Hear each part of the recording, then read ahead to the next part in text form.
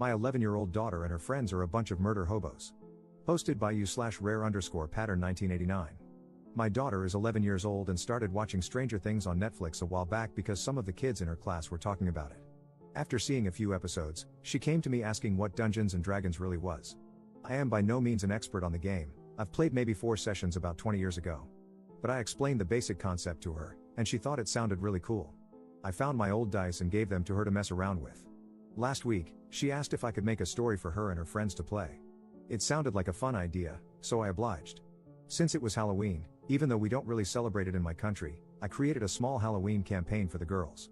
In the interest of time, they had to be done in an afternoon, and I didn't have the time to browse through the entire rule set. I created simplified character sheets for them with a bunch of predefined skills and crafted an inventory for each of them with helpful items to tackle some challenges. I made a PowerPoint presentation with several images to help them visualize what was going on and where they were. I also prepared a handwritten scroll with their quest objective on it, burning the edges a bit to give it a cool look, all fun stuff. The quest itself was pretty simple. The town where the girls lived was cursed for Halloween, and if they didn't lift the curse before midnight, all the townspeople would turn into monsters. To prevent this, they needed to gather 3 ingredients from around the town and then head to the center of the haunted forest, where a witch would craft a spell to lift the curse. I had a lot of things prepared, but the one thing I didn't anticipate was how quickly my daughter and her 3 friends turned into murder hobos. The first ingredient they needed was a bag of candy. Walking around town, they found a kid who had just gone trick-or-treating. First, they asked him nicely to hand over his candy. Of course, the kid said no, so I imagined they might use some gold or intimidate him into giving it up. Instead, the girl playing the wizard noticed that I had written fireball under the spells category on her character sheet. Quietly, she asked if she could burn the kid. The other kids immediately asked, "Wait, can she?" I told them they could do whatever they imagined. So, they burned the kid and took his candy. My daughter, feeling a little remorse, explained that she took a tiny urn to carry his ashes. And, well, that set the tone for the rest of the campaign, as I could never have imagined those girls being so evil. The second ingredient was a bottle of wine, so they went to the local tavern. They first tried to steal a bottle, but when the stealth check failed, they decided to jump the barkeep and kill him to take the wine. The third ingredient was a dragon's tooth, which they could find in the house of an orcish warrior on the outskirts of town. Instead of knocking on the door, their first instinct was to try and kick it down. My daughter rolled a 1 on that check, so I told her she lost 1 health point because she hurt her foot. Next, they decided to break the window and enter the house that way. Of course, the orc wasn't happy with adventurers breaking into her home and attacked them on sight. They cast a sleep spell on her, tied her up with the rope they had, and took the tooth. They also decided her armor and axe were cool, so they stripped her and looted her house, leaving a naked, tied-up orc behind. At the edge of the forest, they encountered a ghost. The idea was for the girls to discover that the ghost was afraid of the dark and help him quell his fears by using either the light spell on the wizard's sheet or a candle from the cleric's inventory. After some discussion, they noticed the ghost's image on my PowerPoint, a ghostly figure dressed in a white cloak. "Maybe we should just set his cloak on fire," they giggled.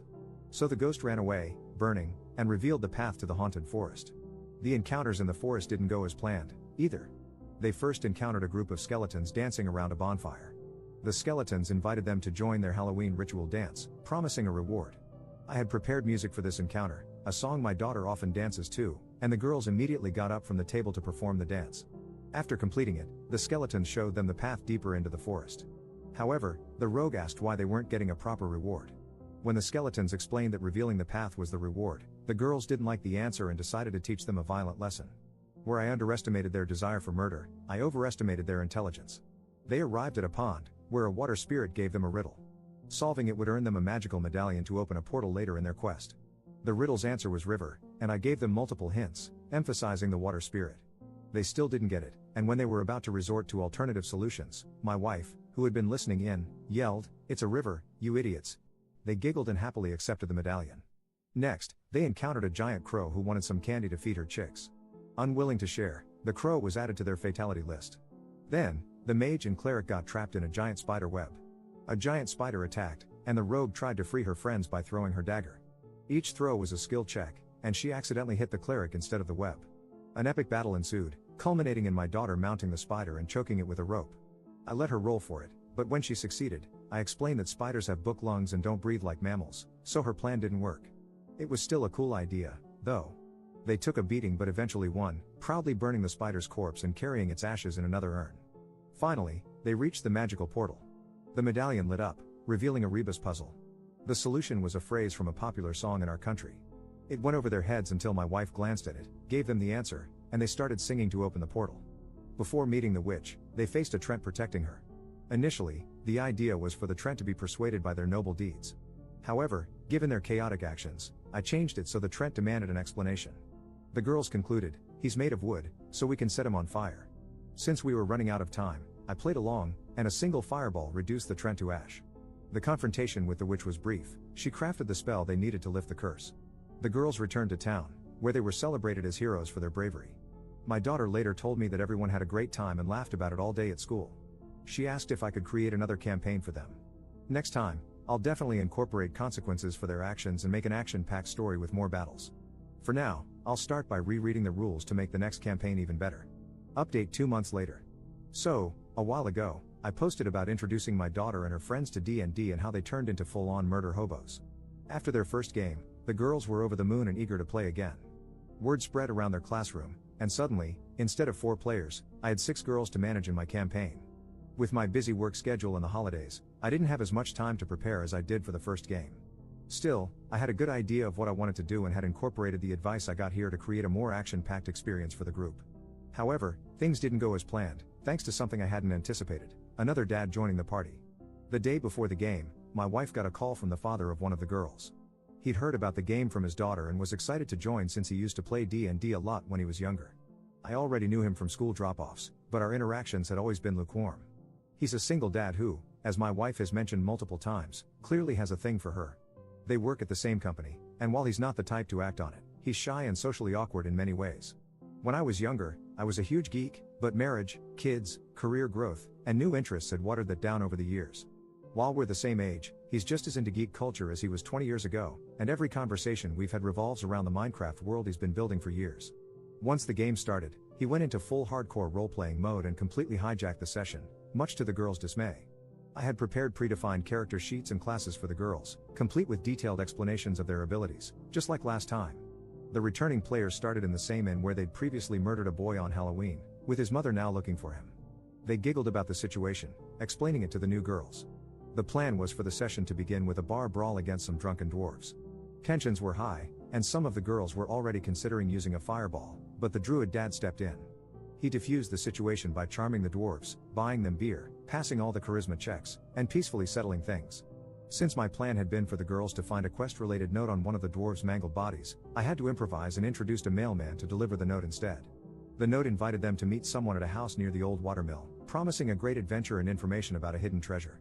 Along the way, they were attacked by wolves, time for their first combat. Except, the druid convinced the wolves they meant no harm, bypassing the fight entirely. When they reached the house, the girls wanted to barge in, but the druid insisted on scouting for traps and suspicious activity. He found a bird to ask for information about the house. Meanwhile, the girls started getting bored and bickering among themselves. One girl said she threw a rock at another's head.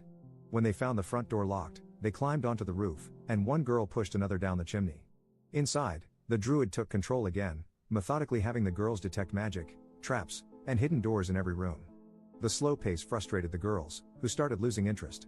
To make matters worse, when they fought among themselves, the druid gave a speech about teamwork. After painstakingly exploring the house, they found the book they were looking for. The next part of the journey involved crossing a hot wasteland, but instead of picking up the pace, the druid had them stockpile water and food for the trip. I tried to speed things up with an ambush by orcs seeking revenge for being mistreated in the previous campaign.